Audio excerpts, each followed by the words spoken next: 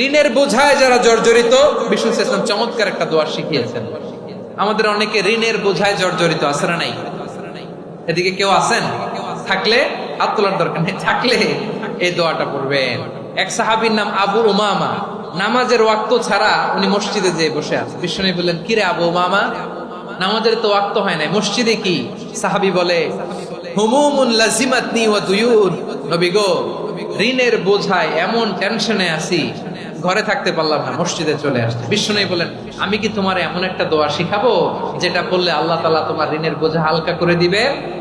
আবু উমামা বললেন, ইয়া রাসূলুল্লাহ, অবশ্যই শিখাবেন। বিষ্ণু বললেন, তাহলে তুমি পড়বা, আল্লাহুম্মা ইন্নী আউযু বিকা মিনাল হাম্মি ওয়াল হাযান ওয়া আউযু বিকা মিনাল জুবনি ওয়াল বুখল ওয়া আউযু বিকা মিন গালাবাতিদ দাইনি ওয়া কাহরির রিজাল। ও আল্লাহ, তোমার কাছ থেকে দুশ্চিন্তা থেকে পানাহ চাই, কৃপণতা, ভীরুতা, অলসতা, কার্পণ্যতা, এই সব কিছু থেকে, মানুষের কঠোরতা, আমার উপর মানুষের আধিপত্য এবং ঋণের বোঝা থেকে পানাহ চাই।